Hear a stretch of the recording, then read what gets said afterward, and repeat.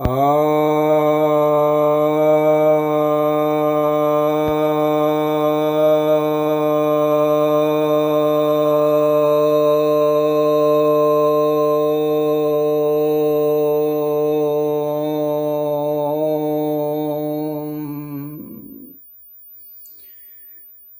भक्तजनों को सप्रेम नमन। भक्तों, आज मैं आपके समक्ष महर्षि पतंजलि द्वारा रचित योग सूत्र ग्रंथ के तीसरे अध्याय, जिसे कि विभूतिपाद कहते हैं, के 45वें सूत्र की व्याख्या करने जा रहा हूँ। यह जो 45वां सूत्र है, यह कहता है, ततो अणिमादि प्रादुर्भावः काय संपत्त तत् अर्धमान अनभिघातस्य।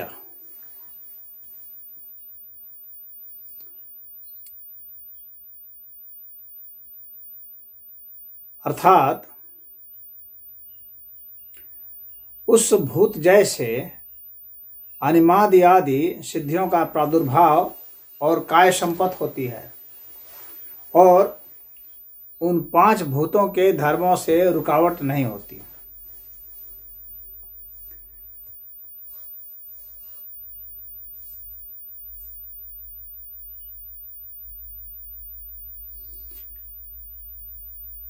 अब यहाँ पर सिद्धियों का वर्णन किया गया है, पतंजलि जी ने किया है सिद्धियों का वर्णन, और सभी लोग सिद्धियों के नाम और कर्म से परिचित हैं, जो थोड़ा बहुत भी रुचि रखते हैं आध्यात्मिक क्षेत्र में। तो उन सिद्धियों के विषय में अब पतंजलि जी तो सिर्फ एक सूत्र दे दिए हैं कि अनिमादि जितनी भी सिद्धियां हैं उनका प्रादुर्भाव होता है, काय संपत्ति होती है, और 5 भूतों के धर्मों से रुकावट नहीं आती है। काय संपत्ति धर्मान अनभिघातस्य। अब हम समझते हैं कि ये सिद्धियां क्या क्या हैं। तो एक सिद्धि है अणिमा, फिर है लघिमा, महिमा, प्राप्ति, प्राकम्य, ईशत्व, वशत्व, और फिर काय संपत्ति धर्ममान अनभिघात। तो इसमें अणिमा का अर्थ होता है सूक्ष्म हो जाना। तो इससे कुछ लोग ऐसा अर्थ निकालते हैं, सोचते हैं कि व्यक्ति का जो भौतिक शरीर है वो सूक्ष्म हो जाएगा। तो ऐसा नहीं होता है कि व्यक्ति का भौतिक शरीर ही छोटा हो जाए।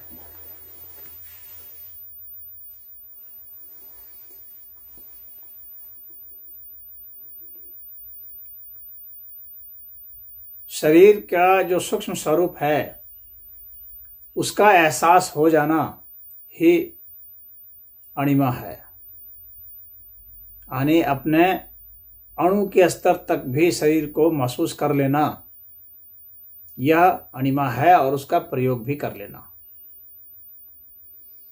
उसी तरह से लघिमा है। लघिमा का अर्थ होता है शरीर का हल्का कर लेना। शरीर भारी कब लगता है? यही शरीर भारी लगता है जब हमारा दिमाग कई झंझावतों से जूझ रहा होता है, जब हम असमंजस में होते हैं, जब हम दुख में होते हैं, जब हम पीड़ा में होते हैं, जब हम किंग कर्तव्य विमूढ़ हो जाते हैं और तमाम तरह की चिंताओं से घिर जाते हैं, तो यह शरीर हमें बहुत भारी लगता है। वही अगर हम दुख से मुक्त हो जाएं, यदि हमारी शौच क्रिया सही हो जाए, पेट साफ हो, दिमाग में शांति हो, शरीर हल्का होता है। तो लघिमा का अर्थ है शरीर का हल्का हो जाना। यह वैसा चमत्कारिक चीज नहीं है जैसा लोग सोचते हैं कि शरीर हल्का हो जाना इसका मतलब हो गया कि शरीर सचमुच में इतना हल्का हो गया कि रुई जैसा हो गया। ऐसा हल्का नहीं होता। वह भले महसूस करता हो कि मैं रुई की तरह हल्का हूं, परंतु अगर वास्तविक अर्थ में उसका वजन किया जाएगा तो रुई की तरह हल्का नहीं होगा। वह उतने ही आयतन में जितनी रुई होगी तो वजन दोनों का बराबर नहीं होगा। वह अपने भीतर महसूस करता है कि हमारे मन में बहुत हल्कापन है। तो यह मन का भारीपन, मन का हल्कापन होता है, यह लघिमा होता है। उसी तरह से एक है महिमा, यानी शरीर का बड़ा कर लेना, शरीर का विराट हो जाना। हमारे बहुत सारे शरीर हैं, 7 शरीर बताए गए हैं। ब्रह्म शरीर है, निर्वाण शरीर है, आत्म शरीर है, सूक्ष्म शरीर है, और प्रज्ञा शरीर है। फिर यह सामान्य जो भौतिक शरीर है यह है, और विराट शरीर है। तो इन सभी शरीरों में जो सबसे बड़ा शरीर है वह है विराट शरीर, जिसका सामान्यतः आदमी एहसास नहीं करता है। अपने से सूक्ष्म का एहसास तो कर लेता है, लेकिन अपने से बड़े का एहसास जल्दी नहीं कर पाता है। विराट शरीर का अर्थ हो गया कि मैं अपना ये जो भौतिक शरीर है इससे भी बड़ा हूँ। और ऐसा तब महसूस होगा जब हम अपनी आभा को देख पाएंगे। तब हम देख पाएंगे कि हम इतने ही बड़े नहीं हैं, हमारा फैलाव बहुत बड़ा है। भगवान कृष्ण ने अर्जुन को अपना विराट स्वरूप दिखलाया था। वह विराट स्वरूप सभी का होता है। ऐसा नहीं है कि सिर्फ भगवान कृष्ण का ही था, वह सभी का होता है। और जब अपना वह विराट शरीर आप देखेंगे तो आपको उसी तरह से लगेगा कि सूरज, चांद, सितारे सभी जो हैं आपके ही तहत हैं, क्योंकि उस विराट शरीर के अंतर्गत ही ये भौतिक शरीर आता है। या जो जितने भौतिक आकाश पिंड हैं, ये सारे आकाश पिंड उस विराट शरीर के अंतर्गत ही आते हैं। तो वह जब विराट दृष्टि आपकी होगी तो आपको अपना विराट स्वरूप दिखेगा। तो वह महिमा की सिद्धि कही जाती है, जब आप अपने उस विराट स्वरूप को देख सकते हैं और दिखा भी सकते हैं। प्राप्ति, यह जो सिद्धि है प्राप्ति, इस सिद्धि का अर्थ होता है कि किसी भी चीज को प्राप्त कर लेना जिसकी इच्छा है। तो यह भूतों में संयम करने से होता है। जितने लोभी लोग हैं वे ऐसा सोचेंगे कि जो मर्जी सो नर्गल चीज प्राप्त कर लो। तो इतना याद रखें कि लोभी लोग कभी योगी नहीं होते, और जो योगी होते हैं वे कभी भी ईश्वर के नियम के विरुद्ध नहीं जाते, वे न्याय के नियम के विरुद्ध कभी नहीं जाते। ईश्वर ने जो संकल्प कर रखा है, जो रच रखा है, जो विधान कर रखा है, क्योंकि यह विज्ञानमय कोश भी होता है इस अस्तित्व का, उस विज्ञानमय कोश, उस संविधान के उस नियम के तहत ही अस्तित्व चलता है। तो उस नियम के विरुद्ध नहीं जाते। तो ऐसा नहीं है कि मन मौजी उच्छृंखल भाव से कुछ भी प्राप्त कर लेने की इच्छा कर लेना, बल्कि जो कुछ भी प्राप्त है, ईश्वर जो कुछ भी देते हैं उसमें वो संतुष्ट होता है। और ईश्वर के द्वारा दी गई चीज की प्राप्ति वो पहले से जानता रहता है, वो समझता रहता है। उसी को कहते हैं प्राप्ति सिद्धि। मन माने तरीके से कुछ भी प्राप्त करना नहीं होता है। यह कार्य कर्म के सिद्धांत जो हैं, कार्य कारण के सिद्धांत हैं, उस सिद्धांत की अवहेलना किसी हालत में नहीं होती है। तो उस नियम को योगी समझता है और उसके अनुसार ही जो प्राप्त होता है उसको स्वीकार करता है सहर्ष। इसके बाद है प्राकम्य। और प्राकम्य में भी वही है कि प्राकम्य का अर्थ होता है कि जो भी कामना किया जाए वो तत्काल ही पूर्ण हो जाना, परंतु वह कामना अपने लिए नहीं होता है और मनमाना नहीं होता है। वह ईश्वर के संकल्प के हिसाब से ही, जो यह अनंत अस्तित्व ने संकल्प किया हुआ है, उसका बोध उसे होता है और उसके अनुसार से ही होता है।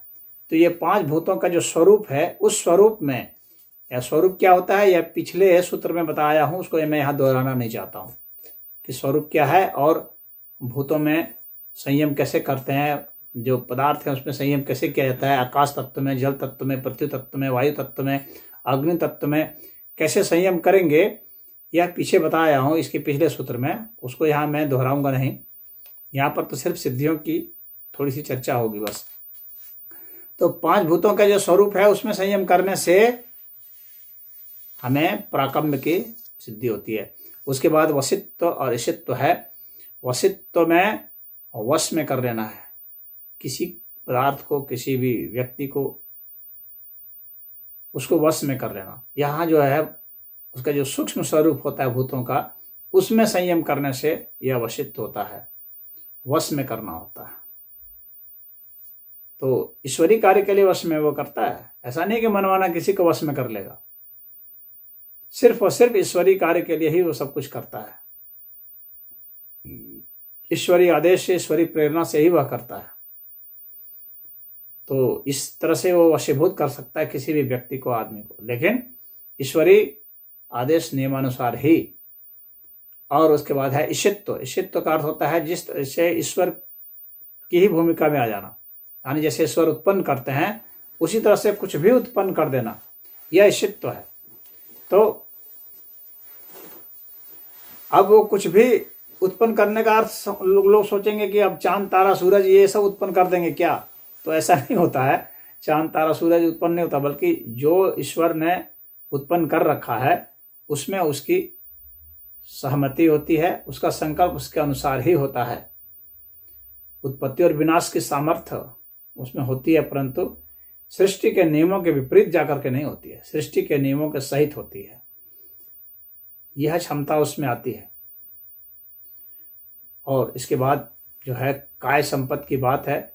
योगी का जो संकल्प होता है सदैव ईश्वर के संकल्प के अनुकूल ही होता है। ईश्वर की इच्छा के अनुसार से ही, उनकी आज्ञा से ही वह कुछ करता है, उनकी आज्ञा के विरुद्ध जाकर के नहीं करता है। और काय संपत्ति का अर्थ हो गया कि अपनी काया को सुंदर, मजबूत, कांतिवान इस तरह से बना लेना, रूप लावण्य इन सब से भर देना, ये काय संपत्ति है, शरीर की संपत्ति है। और उसके बाद है तद धर्म अनभिघातः। तो ये इनके जो धर्म हैं, यानी 5 भूतों के जो धर्म हैं, इस सृष्टि के जो धर्म हैं, वे उससे बाधा नहीं पहुंचाते। यानी यदि वह चाहे, यदि वह अगर ईश्वर के संकल्प के विरुद्ध नहीं जा रही है बात, तो अग्नि उस पर दुष्प्रभाव नहीं डालती, जल उस पर दुष्प्रभाव नहीं डालता, न पृथ्वी तत्व दुष्प्रभाव डालता है, न आकाश तत्व और न ही वायु तत्व। ये कोई भी तत्व उस पर दुष्प्रभाव नहीं डालते हैं। यदि ईश्वर ने संकल्प कर लिया है कि नहीं दुष्प्रभाव डालेंगे, तो ये बीच में योगी बाधा भी नहीं बनता है। कर्मों में किसी प्रकार का हस्तक्षेप नहीं करता है। तो यह जो है धर्म का बाधा नहीं बनना, यही कहलाता है कि जितने भी पंच तत्व हैं ये जो है ये बाधा नहीं बनते हैं योगी के मार्ग में। इसका इसी तरह से अर्थ समझ लेना चाहिए कि जल तत्व से उसके कोई परेशानी नहीं होगी, न वायु तत्व से, न आकाश तत्व से, किसी तत्व से परेशानी नहीं होगी यदि वह चाह दे तो। और वह चाहेगा तभी जब ईश्वर के संकल्प को पहले वह समझ जाएगा कि ईश्वर का संकल्प क्या है, तब उसके अनुसार से ही वह चाहेगा, अन्यथा वैसा नहीं चाहेगा। वो सदैव ईश्वर के संकल्प के अनुसार ही कार्य करता है, क्योंकि वह उस विज्ञानमय कोश को अच्छा से समझता है, जानता है और उसकी भूमिका के अनुसार ही पालन करता है। जैसे कि कोई भी जज है जो कानून को जानता है, समझता है, कानून का रखवाला है, तो वह कानून के नियमों के हिसाब से ही वो कोई डिसीजन देता है, मनमाना निर्णय नहीं देता है। तो यही यहाँ पर समझना चाहिए। पतंजलि जी का इस सूत्र में यही अर्थ है। ओम।